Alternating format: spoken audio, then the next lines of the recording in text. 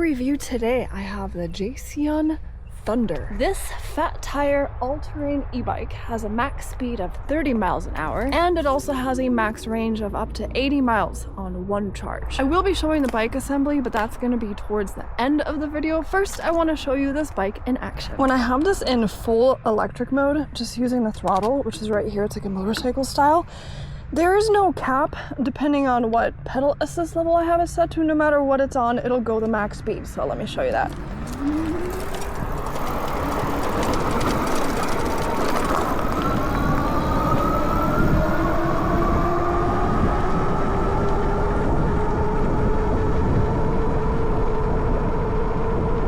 This time I'm gonna pedal. I'm gonna put it on pedal assist 5 because for pedaling, this actually does matter. 5 will get me to the fastest. So I'm gonna pedal gear 7, hardest gear to pedal in. I'm gonna pedal as fast as I can. Let's see how fast the bike goes.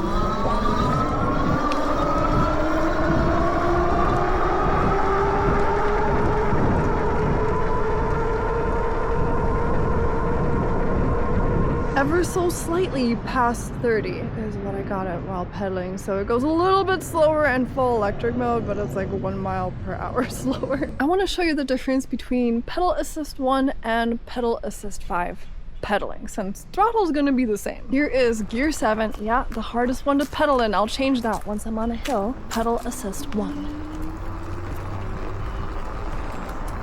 And here is again gear 7, but pedal assist 5.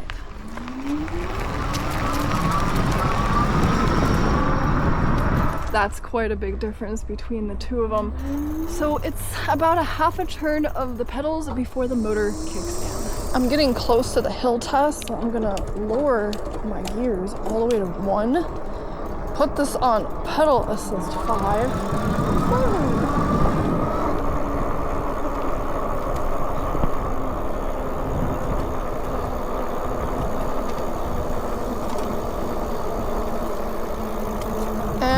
Take this hill, not quite straight up, no, it's pretty much straight up. Oh my gosh, that's so easy. Holy crap. It did not even feel like a hill. The motor is in the center of the rear wheel. It says it's 1800 watts on the website, but that is peak. I do believe the motor is actually 750 watts.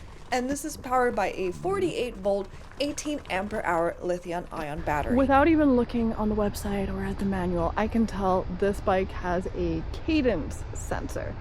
So it doesn't matter how hard you're pedaling, the motor provides a lot of assist. Cadence is a lot easier on the knees. So if you have knee issues, cadence sensor is the way to go. The max range, it'll vary. It can be up to 80 miles an hour, but that'll be like pedal assist 1, pedaling, flat paved ground, no wind, and you don't weigh 400 pounds. 400 pounds is the max payload for this bike. If you're doing full electric mode, you're probably gonna get half that, maybe a little more than that. But no, I don't fully test these things. I just take them out for one test ride and that's it. According to the company, the height range for this is 5'2" to 6'3". For reference, I am 5'8", and I think the bike fits me pretty darn good. I do prefer a large frame because my height, I'm kind of between frame sizes. I think I fit into both medium and large. I just prefer bigger bikes, but yeah, no issues with a medium. I think it's a medium. I don't know. If you go on their website, which I'll have a link down below in the video's description to it, you can see the exact dimensions of this bike. The price on this bike isn't horrible. I mean, e-bikes are expensive, so it's not like dirt cheap either. It is $949, and if I have any coupon codes, those will be down below. It's so hot out here, and after taking a whole bunch of photos and riding the bike for a little bit, I realized the position of my headlight. I don't have a screwdriver on me. I'm not heading back. I'm already out this far. I'm not heading back there. To turn the bike on, first you have to pull out the battery. So you need the key for that. It pops out. And then there's this little button here. Next, hold down the orange button until the screen lights up. Right now it's on pedal assist 0, so it's just a regular bike. You can use the plus and minus buttons to adjust that, and it does cap at 5. So 5 means you're going to get the most assistance from the motor, but it doesn't matter if you're using throttle only. It's the same no matter what level this is set to. It's not always like that on bikes. It varies. I thought maybe I could change that in the Jasion app, but when I go over here and click on settings and then personalize, really the only thing I can change is the speed.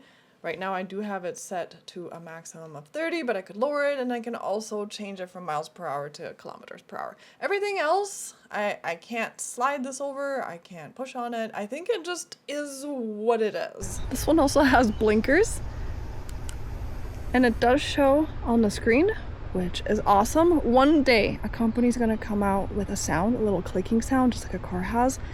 But no, there's no clicking sound. At least there's a little indicator.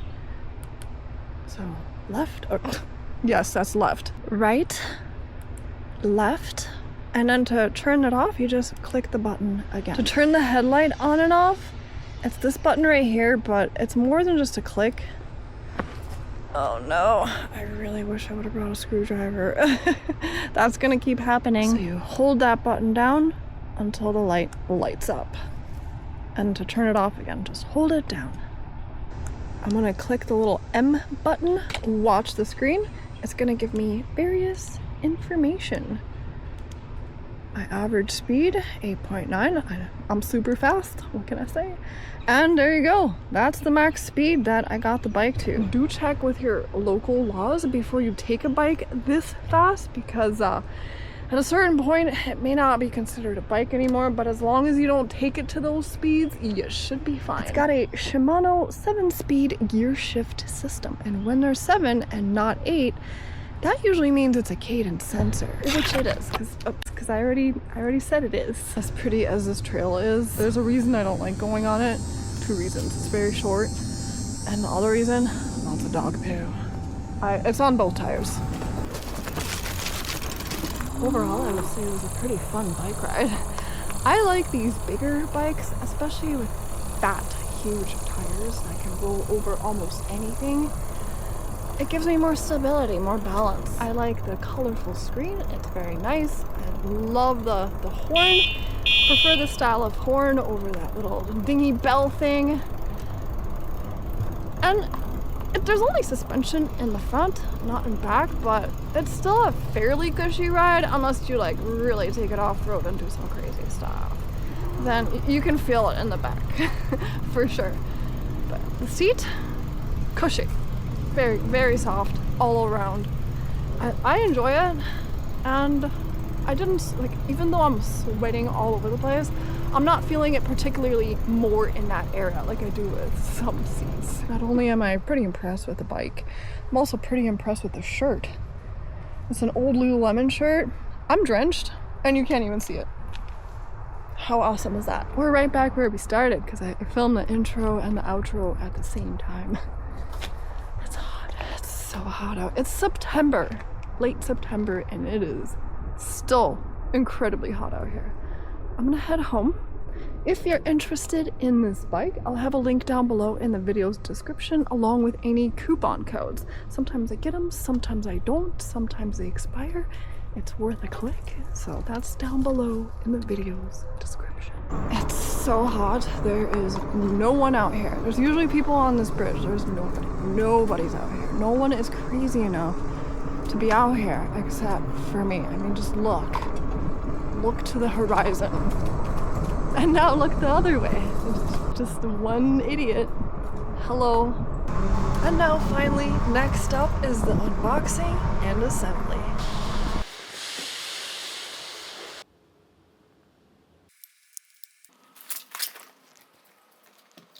Oh my goodness, guess who's eating again?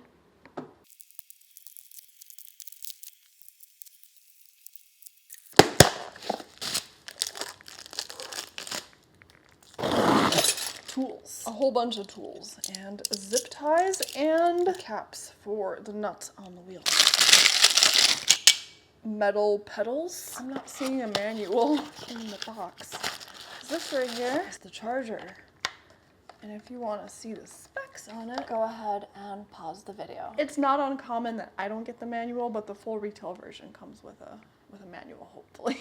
Or I guess you can scan the QR code for the latest manual, but I'm just gonna wing it. I'm gonna start with the handlebars. So first, I'm gonna remove this piece right here, but I'm gonna keep the screw and this top cap. And now I can take the handlebars and position them over this. And now I can put the screw and the cap back on there. I gotta straighten them out. And then there's a couple little screws that I gotta tighten down here once I got the handlebars positioned as even as I can for now. Next, I gotta remove this plastic piece right here. I need to position the wheel the right way. I actually don't need that. So it's this way. And there's a lot going on here. I'm gonna take the nut off. The washer with a little lip thing. Keep them in that order. There's another nut here, but I think I'm gonna leave it for now.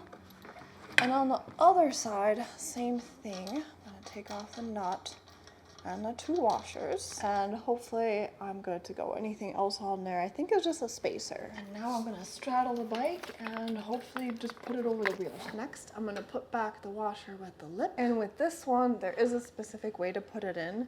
There's a little hole that the lip goes into. Then the regular washer, and finally the nut. Next up, the fender and the light.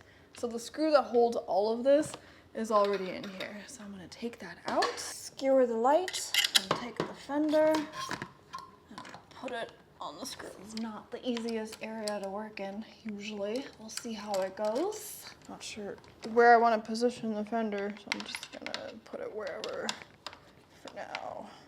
Oops, righty tighty. That went pretty smoothly. So now I just need to connect the light and attach the rest of the fender by removing the screw, skewering it through this, and screwing it back down. The rack, the screws are already in the frame, so I'm gonna pull those out and screw this thing down. There's one more thing I gotta do back here. Install the tail light. And I think this is where the zip ties are gonna come in handy, because there's a cable and it's kind of gonna flop around if I don't use them. Okie dokie, so after this, I just gotta put on the pedals, adjust the seat, and that's it. Assembly was really easy with this bike. It doesn't always go this smoothly for me. Okay. Or maybe it's supposed to go this way. Yes. I'm gonna screw this down off camera. I'll see you at the pedals. The pedals are pretty self-explanatory. There's a sticker on them, and there's also an arrow here that points what direction to screw them in. So the right one goes in clockwise, and then the left one will go in counterclockwise. All right, so that's pretty much it. I'm just gonna put the seat where I need it. Oh, it is like really stuck in there. And clamp it back down. I'm gonna toodle-doodle-lee-loo again, because that's it. That's the end of the video. Toodle-doodle-lee-loo.